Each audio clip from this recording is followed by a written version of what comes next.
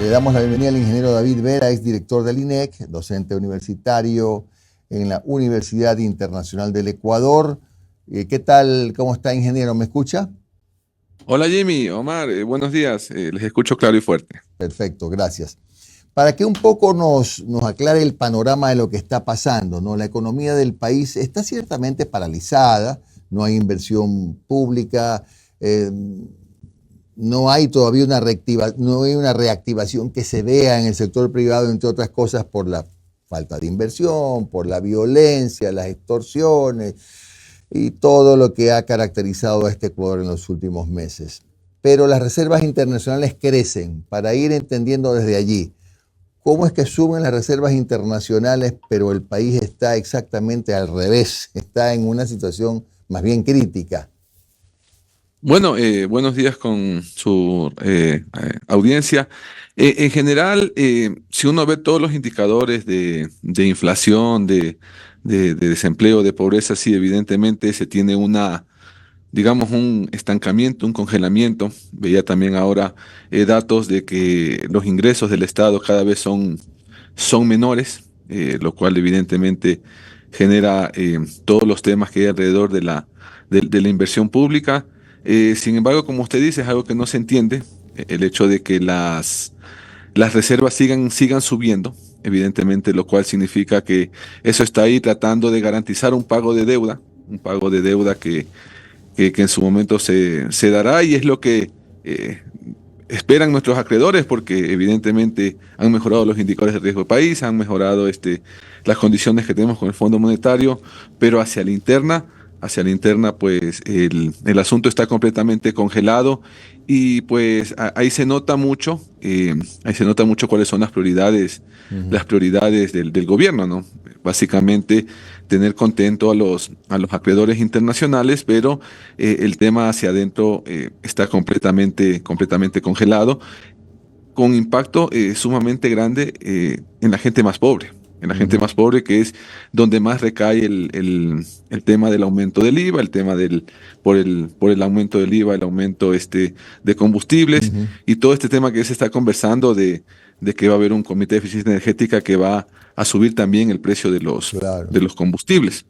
Y donde más se está afectando es básicamente en las clases populares, en la gente pobre. Claro. Ingeniero, bueno, porque la estrategia económica del gobierno parecería apuntar a que más importante o más prioritaria o es tener abiertos los mercados más que internacionales, los organismos como el Fondo Monetario o Banco Mundial, etcétera, para seguir manejando créditos y poder más o menos defenderse en lo económico.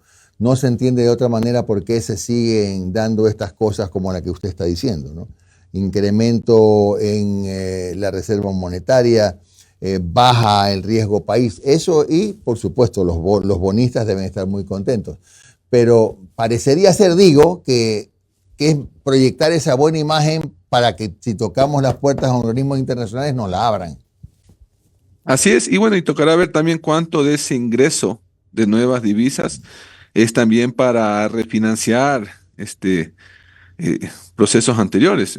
Habrá que ver de esos 4.000 millones del último acuerdo, cuánto realmente es ingreso para el Estado, para inversión pública, y cuánto es realmente para seguir pagando los vencimientos que ya se han dado anteriormente. Entonces, eh, y también habrá que ver cuánto de eso termina de alguna forma siendo inversión, pago de deudas a municipios y todo ese tema, que evidentemente lo que se ha visto hasta ahorita ha sido mínimo. Tienes a los proveedores del Estado eh, completamente siempre quejándose del tema Uh -huh. de que no se pagan las deudas con los proveedores del Estado y esto genera todo un efecto de cascada en la economía. Es Claro. decir, no hay inyección de dinero, los proveedores del Estado no pueden pagar a sus proveedores previamente, estos no pueden pagar los sueldos y pues se hace todo un círculo vicioso en la economía producto de que pues no se está generando este movimiento económico. El presidente de la República, cuando iba a incrementar el IVA, dijo que no iba a tener efecto inflacionario. no podríamos decir lo mismo porque los ciudadanos se quejan de que efectivamente sí ha habido un impacto. ¿Usted cree, o con lo que ha analizado, que ha habido una influencia en la inflación, que de hecho este mes fue, si no me equivoco, de casi 2 puntos, un poquito más de 2 puntos?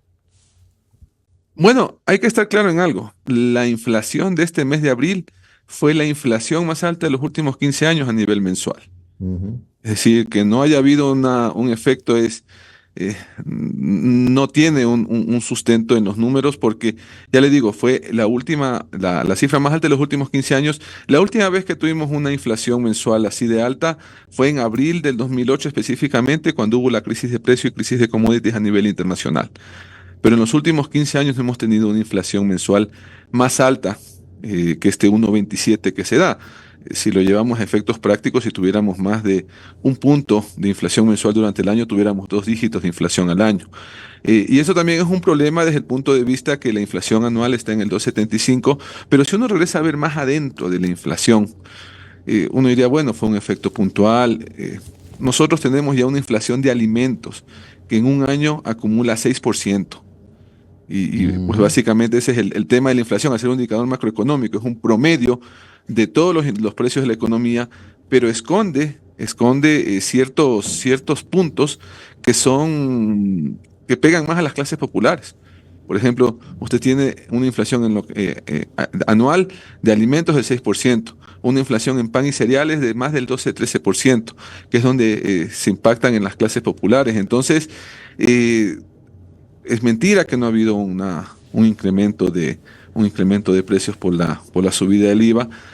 Bueno, sí, el IVA, uno diría, no pagan los alimentos de primera necesidad, pero paga toda la cadena de intermediación, toda la cadena de producción. La Ujú. persona que produce tomates, el tomate no paga IVA, pero el diésel con el que yo tanqueo la camioneta para llevar los tomates sí paga IVA. Y Claro. así podríamos seguir conversando, pero hay un aumento de la inflación importante que no solo tiene que ver con este mes, tiene que ver con un año que ya se viene acumulando la inflación de alimentos. Hay aumento de casi el 3% anual en salud, y pues sí se ve un tema de aumento de precios que finalmente termina afectando a las clases populares. Claro. ¿Cuánto tiene que ver en estos valores que usted manifiesta la especulación? ¿O es solamente el IVA? Bueno, evidentemente en mercados como el ecuatoriano puede haber un componente de especulación importante. Eso es algo que se puede dar. Sin embargo, si uno ve también, a ver, cuando uno tiene el proceso de formación de precios, tiene los precios al consumidor, pero también tiene los precios al productor. Es decir, cuánto le subieron los precios al productor y cuánto le subieron los precios al consumidor. Si evidentemente el consumidor está subiendo a un ritmo diferente al del productor, uno diría, bueno, lo que está ahí en medio es especulación, pero si uno ve los índices de precio al productor, también están subiendo. También está subiendo lo que le cuesta al productor producir. Entonces sí puede haber un efecto de especulación, que evidentemente sube un poco más el indicador. Esperamos que después de esto, pues los precios se mantengan un poco estables. Sin embargo, no podríamos decir que todo esto es especulación. Hay un porcentaje importante que es aumento natural de precios, evidentemente por el aumento del IVA y todo lo que generó. Los combustibles pesan bastante en la canasta de la inflación. Entonces, em, y además también tenemos un tema en el mercado ecuatoriano, que el mercado ecuatoriano es un mercado extremadamente concentrado. Es decir, si bien es cierto, uno desconcentra la venta al consumidor final, usted tiene, por ejemplo, una concentración altísima en el mercado de lácteos, altísima en el mercado de bebidas, y eso hace que la especulación de un monopolio sea más difícil de controlar que la especulación de un mercado un poco más abierto. Si no tuviéramos un mercado concentrado, pues hubo un proceso de especulación al principio, después el mercado se va adaptando, ya los consumidores no demandan lo que subió mucho, pues, y el mercado empieza a adaptarse. Pero cuando hay concentración, ya el monopolio subió y subió. porque no hay competencia. Entonces, también tenemos todos esos detalles que influyen sobre los precios. Especulación, precios al productor, concentración del mercado, y a la final todo eso hace que los precios estén en el nivel que están. Que ojo, si bien es cierto, hay una subida importante en el mes de abril, la inflación de alimentos, que es la que más afecta a los pobres, a las clases populares, viene subiendo de todo el año. Ingeniero, ¿cómo está? Omar Jaén le saluda. Buen día. Gracias por Hola su Omar, tiempo. buenos días. Ingeniero, buen día. A ver, volviendo al tema de este tema de las reservas internacionales. Yo recuerdo que durante la administración de Guillermo Lasso se presentaba esta cifra, este hecho de mantener elevadas, sólidas, fuertes las reservas internacionales, se las mostraba como el logro central de esa administración, pero lo cierto es que ya vimos los resultados económicos de la administración de Guillermo Lasso. Es más, el propio Daniel Noboa lo ha dicho, y una infinidad de ministros de esta administración, cada vez que tienen la posibilidad, dicen, recibimos un país prácticamente quebrado.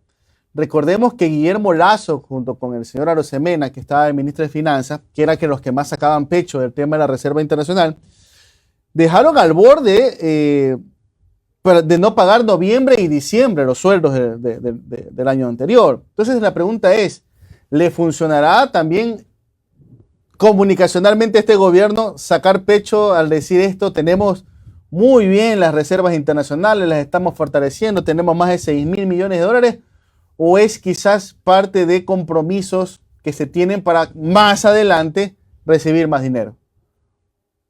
Bueno, en realidad uno no puede esperar resultados diferentes haciendo lo mismo. Evidentemente, este tema de las reservas internacionales puede tener un efecto sobre ese público de las personas, digamos, los tenedores de deuda y todo el asunto, pero hacia adentro, en la economía real, no produce un efecto de mejora de las condiciones de vida. Y lamentablemente eso se ve que no va a cambiar, no ha cambiado. Y entonces nosotros no podemos esperar que haciendo lo mismo se obtenga un resultado diferente. Podrá funcionar como tú dijiste, Omar, en el tema de mantener tranquilos los mercados internacionales, tener abiertas las líneas de crédito, pero hacia adentro las situaciones van a seguir empeorando, porque pues siguen subiendo los precios de los alimentos hacia los más pobres. Ecuador tiene la caída más importante de ingresos en la región.